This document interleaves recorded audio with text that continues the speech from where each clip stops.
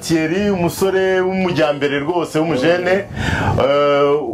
Ubusanzwe turi mu kiganiro ariko tuvuze izina rya Padiri Nahimana Thomas, ati uwo muntu ndamuzi, uwo muntu nagiye icyo mbivugaho natewe agahinda n'ibyo avuga. Twabimana Thierry, nk'abantu mu karere ka Nyamasheke mu Rwanda.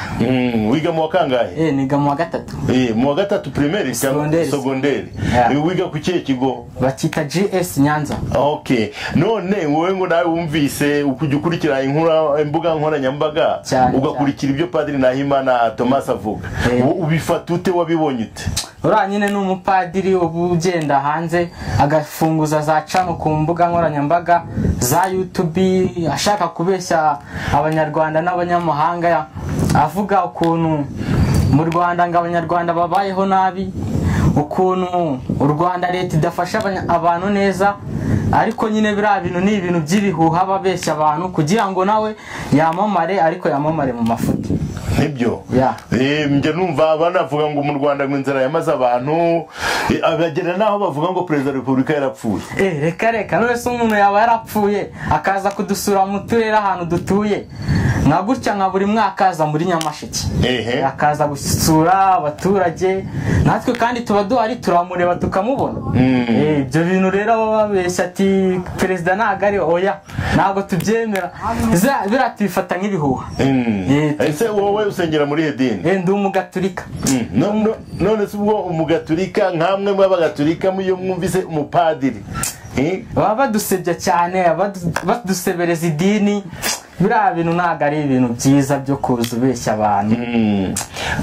Hanyuma se ku ishuri ko numva ngo n'uburezi ngo ntareme, ngo mwiga nabi, ngo nta ibyo byo nkawe wiga ugeze mu wa gatatu secondaire. Mu wa gatatu secondaire.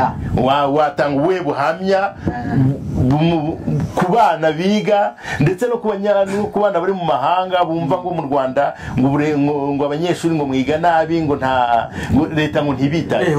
Tuba dufite za mashini ku kigo, turiga neza, kandi tuba dufite na internet ihagije, turagira gutya tukajya kuri za Google tukareba amakuru yo hanze y'igihugu, tureba nyine nka bari abapadiri baba basebya abantu bavuga ati mu Rwanda tubayeho nabi. Oya, ibyo bintu sibyo. Kandi niyo ugiye no ku mbuga nkoranyambaga ukareba nk'abanyamahanga ukuntu biga, wanagereranya nko mu Rwanda ukuntu twiga, ubona ko nyine ari ibintu ubona ko ari ibintu bishimishije, ubona ko ari ibintu nyine bidahabanye kandi byiza. Leta nyine urebye yadushyiriyeho porogaramu nziza yo kwiga. None se nk'uriya mupadiri wamuhubuye butumwa? Noneho rero ikintu twabwira wa mupadiri wowe dusebeza igihugu cyacu cyatera imbere n'ikimenyimenyi, turi mu bihugu byiza bifite umutekano mwiza muri Afurika, biyobowe neza kandi bifite ubuyobozi bwiza, duteye imbere, turiga neza, turya neza. Nka hano urabona nk'ibi byayi byose ni ibintu biha akazi abaturarwanda, tukabona amafaranga tukiyitaho, kandi urabona ko nanjye nimereye neza. Ntabwo waba uri mu gihugu kimeze neza nawe uri kuba umeze neza. Rero icyo ni ikigaragaza ko ibyo bintu uba uvuga ni ibihuha kandi n'ikimenyimenyi. Ikimenyimenyi uzanafatwa ufungwe uryozwe. Ibyo bintu ugenda ubeshya abantu, ubeshya urubyiruko rw'u Rwanda. Turabizi, turiyizi kandi tuzi ko abayobozi bacu bahari babayeho neza n'ikimenyimenyi. None se perezida yaba yarapfuye akajya yitabira inama mu bihugu byo hanze, aherutse kujya gusura ikigo kira gikora inkingo za covid. None se yaba yaragiyeyo ari ifoto ari igishushanyo? Ibyo bintu rero ubeshya abanyamahanga n'abanyarwanda ntabwo byemewe, kandi nufatwa uzabiryozwa. Kandi no gukomeza usebya idini rya Gatulika, ibyo bintu ntabwo ari ibintu byiza, kubera ko gusebya idini rya Gatulika tujya gusenga bakavuga ati izo nsengero mujyamo hari abapadiri baza basebya igihugu, bavuga bapfobya jenoside, bavuga ngo ntabwo yabaye, kandi hari inzirakarengane, hari imfubyi nyinshi n'abapfakazi babuze ababo. Ibyo bintu rero ntabwo ari ibintu byiza. Ibyo bintu rero uzafatwa ubiryozwe. Ibyo bintu nawe ushatse wabireka, kubera ko hari n'abandi bagiye bavuga gutyo bagafatwa bakabiryozwa, noneho nabo bakaza nyine kuvuga ko bavugaga amafuti.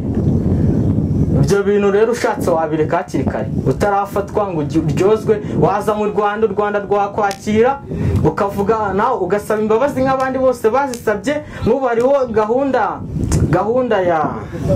hari gahunda iriho yo kunga bakoze jenoside n'abayikorewe.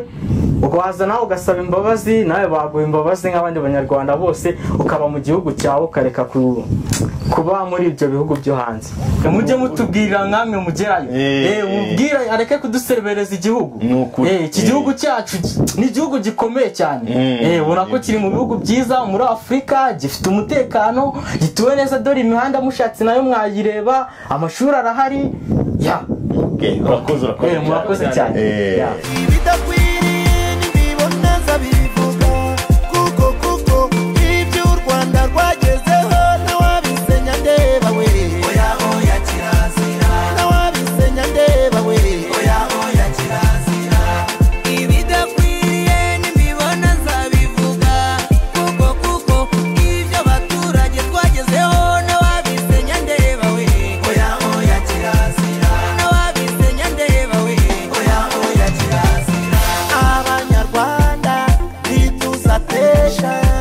agaciro uwakadusha